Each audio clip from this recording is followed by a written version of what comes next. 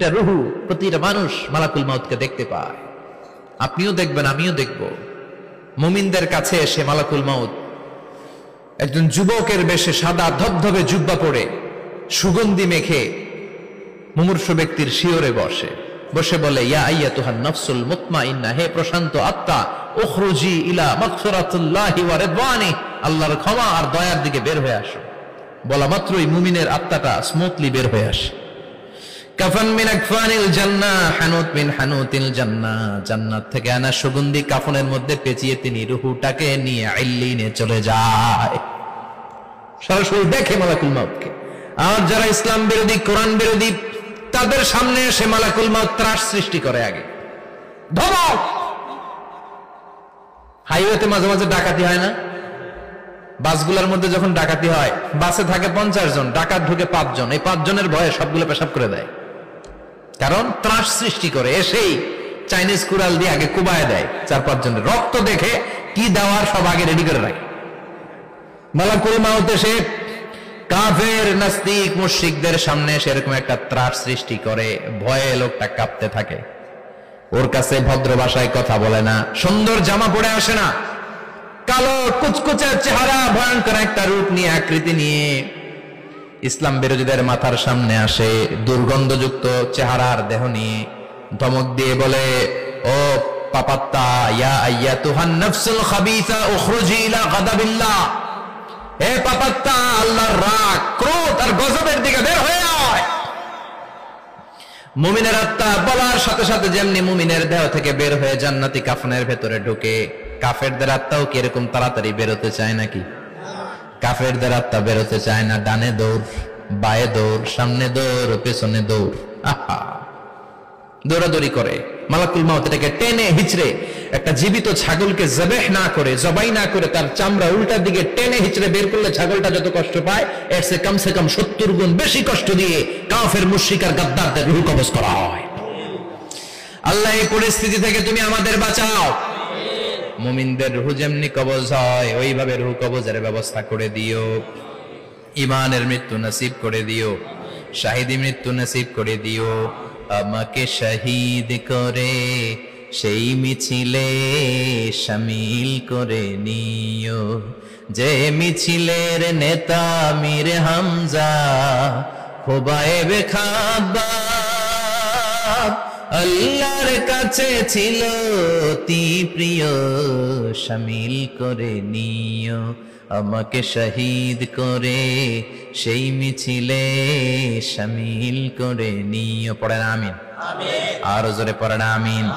তার মানে বিমান দুর্ঘটনায় হোক, কিংবা লঞ্চ ডুবিতে হোক, কিংবা আগুনে পড়ে হোক, কিংবা আত্মঘাতী হামলায় হোক, যে যেখানেই মারা যায়, কবরের 3টা প্রশ্ন তার জন্য আছে না নাই? ইসলাম বিরোধীদের জন্য প্রশ্ন 3টা, আপনারা যারা মুমিন তাদের জন্য 4টা। আপনাদের জন্য একটা বেশি, আলহামদুলিল্লাহ। কোন কবরে এসে প্রথম প্রশ্ন করবে, মুনকার নাকির যখন চলে আসবে, 40 কদম যখন আত্মীয় স্বজনরা লাশটাকে কবরের মধ্যে দিয়ে 40 কদম চলে যায়, তখনই ফেরেশতা চলে আসে। আহা, শেষ, সব শেষ। এসেই পরীক্ষা শুরু। মার রব্বুক, তোর রবের নাম কি? চিল্লায় বলেন, আমাদের রবের নাম কি? আমরা বলবো রব্বি আল্লাহ, আল্লাহ আমারে রব। দমে দমে তনু মনে তারি অনুভব। পড়েন, আল্লাহ আমারে রব। তোমার দুনিয়াতে আমি যেদিকে তাকাই, অথই নিয়ামতে ডুবে আছি সবাই। পাখপাখালির গানে শুনি তসবিহ কলরব, তসবিহ কলরব, আল্লাহ আমারে রব। প্রথম প্রশ্ন, তোমার রব কে? আমরা বলবো আমাদের রব আল্লাহ। দ্বিতীয় প্রশ্ন, ওমা দীনুক, তোমার ধর্মের নাম কি? আমরা কি বলবো? তৃতীয় প্রশ্ন, বিশ্বনবীর চেহারা দেখিয়ে বলা হবে, আতারিফু হাদার রাজুল, এই লোকটারে চিনো নাকি? আমরা বলবো চিনি, আমাদের প্রাণের নবী, ঠিক কিনা? চাঁদের চেয়ে সুন্দর তুমি নবী আমার কমলিহিওয়ালা, দু জাহানের বাদশাহ তুমি প্যারা নবী সাল্লে আলা, চাঁদের চেয়ে সুন্দর তুমি নবী আমার কমলিহিওয়ালা, ঠিক কিনা? তিনটা প্রশ্নের যথাযথ উত্তর যখন দিয়ে দিলেন, আপনার জন্য অতিরিক্ত আরেকটা প্রশ্ন করা হবে, ওয়ামা ইলমুক, তোমার নলেজ কি? তিনটা প্রশ্নের উত্তর যে তুমি করতে পারলা, কিভাবে পারলা, কেমনে জানলা? নকল করে বলছো নাকি জেনে বুঝে আসছো? নকল হয় না? এখন তো পরীক্ষা চলতেছে বোধহয়। কি পরীক্ষা? এসএসসি পরীক্ষা। নকল হয়? কৃষ্ণপুরে নকল নাই না? এখন মনে হয় এগুলো একটু কমছে। একটা সময় ছিল অনেক নকল হইতো। পাঞ্জাবের ভিতরে নকল, পকেটে নকল, টুপির ভিতরে নকল, মৌজার ভিতরেও নকল। এমনকি মেয়েরাও নকল করে পরীক্ষার হলে আসে না নাই? স্কেলের মধ্যে লিখে নিয়ে যায়, হাতের মধ্যে লিখে নিয়ে যায়, ওড়নায় লিখে নিয়ে যায়, কাপড়ে লিখে নিয়ে যায়, আসে না নাই? ফেরেশতারা বলবে নকল করছো নাকি? কেমনে জানলা? তিনটা প্রশ্নের উত্তর তুমি কেমনে বললা? আল্লাহ তোমার রব, ইসলাম তোমার ধর্ম, এই লোকটা বিশ্বনবী, কেমনে চিনলা? আপনাকে তখন বলতে হবে আমি কোরআন থেকে শিখেছি, আমি হাদিস থেকে শিখেছি, আমি ইসলাম জেনে বুঝে মেনেছি, আমি আন্দাজে কোথাও ঘুরি নাই। চিল্লা এখন ঠিক কিনা? আপনাকে বলতে হবে।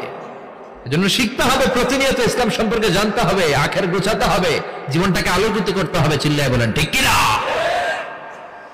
চারটা প্রশ্নই যখন হয়ে গেল, ফেরেশতারা বলবে আহলান ওয়া সাহলান ওয়া মারহাবান বিক, খোশামদেদ, কংগ্রাচুলেশন, খোশামদেদ, কংগ্রাচুলেশন। সব প্রশ্নের উত্তর তুমি পেরেছো। ফায়ুফসাহু লাহু কবরুহু ৭০ যিরান, আপনার কবরটারে ৭০ হাত লম্বা করে দেয়া হবে। ওয়া ইফতাহু লাহু বাবুন ইলাল জান্নাহ, আপনার কবর থেকে জান্নাতের দিকে দরজা খুলে দেয়া হবে। ওয়া ইউলবাসু মিন লিবাসি আহলিল জান্নাহ, জান্নাতের দুইটা রেশমি কাপড়ের পোশাক এনে আপনারে পরিয়ে দেয়া হবে। আর বলা হবে নাম কানাও মিলা আরুস, ঘুমাও, sleep, you should get some sleep now, তোমাকে লম্বা সময় পাড়ে দিতে হবে, ঘুমাও। কানাও মিলা আরুস, যেমনি বর বাসর রাতে আরামসে ঘুম দেয়, বাসর রাতে যেমনি বর কনেকে নিয়ে মধুর ঘুম দেয়, তুমিও ঘুমাও, কেউ তোমার ঘুম ভাঙবে না। মালাক ইসরাফিলের, কিয়ামতের জন্য ইসরাফিলের সিংহায় যে ফুৎকার আছে, ওই ফুৎকার ছাড়া কোনো কিছুই তোমার ঘুম ভাঙাতে পারবে না। আলহামদুলিল্লাহ পড়েন। আল্লাহ আমরাও যেন চারটা প্রশ্নের উত্তর দিয়ে লম্বা একটা ঘুম দিতে পারি, পড়ে না আমিন।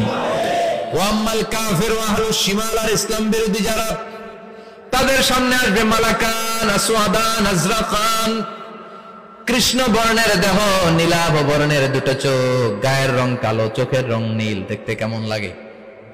আলিফ লাইলার ভূতের মতো। কথা কন? গায়ের রং কালো, চোখের রং নীল।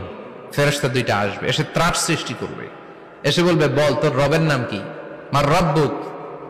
ইসলাম বিরোধী মুশরিক, কাফের, নাস্তিক এরা বলবে আমি জানি না আমার রবকে,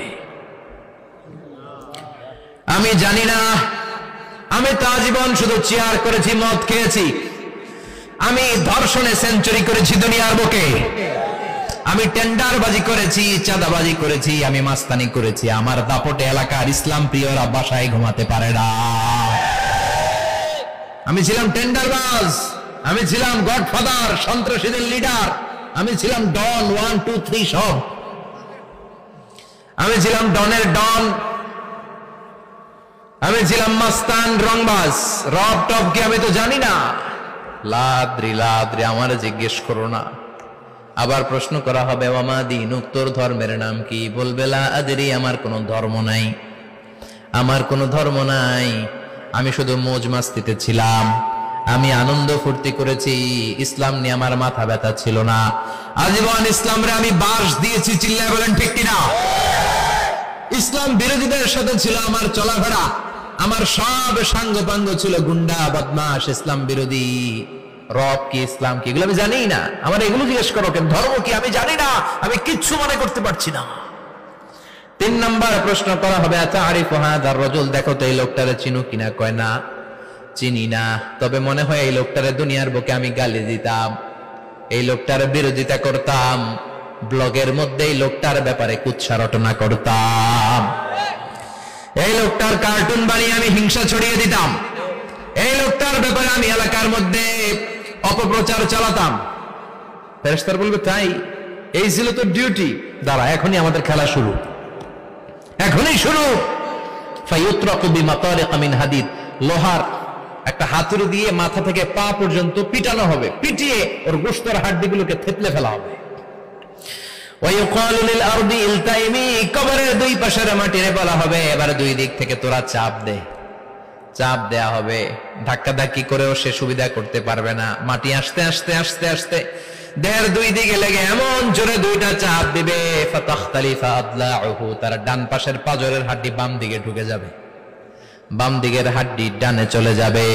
বিশ্বনবী বললেন এই হাতুড়ি দিয়ে পিটানোর শাস্তি, কবরের চাপ দেওয়ার শাস্তি চলতেই থাকবে হাত্তাল কিয়ামা, কিয়ামত পর্যন্ত। আল্লাহ এই কবরের শাস্তি থেকে আমাদের বাঁচাও। আমরা এই আযাব পেতে চাই না, আমরা যেন ঠিকভাবে কবরের 4টা প্রশ্নের উত্তর করে দিয়ে লম্বা ঘুম দিতে পারি। আল্লাহ তুমি তৌফিক দাও।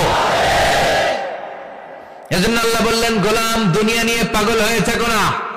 এই দুনিয়ার জীবন আসল জীবন নয়, আসল জীবন হলো কবরের জীবন। জোরে বলেন ঠিক কিনা? এই জন্য মাঝে মাঝে কবরে যাবেন, কবরস্থানে দাঁড়িয়ে চিন্তা করবেন এই জায়গায় আমারও আসতে হবে। দিন যাবে, রাত আসবে, বৃষ্টি হবে, শীত আসবে, কেউ আমার দেখতে আসবে না, একা থাকতে হবে। একা, বড় একা, অন্ধকার, বড়ই অন্ধকার। ওই কবরের জীবনের সামান গোছানোর দরকার আছে না নাই? ওই কবরে সুখে শান্তিতে থাকতে চাইলে নামাজ পড়ার দরকার আছে না নাই? কোরআন পড়ার দরকার আছে না নাই? ছেলে মেয়েগুলোরে মানুষের মতো মানুষ করার দরকার আছে না নাই?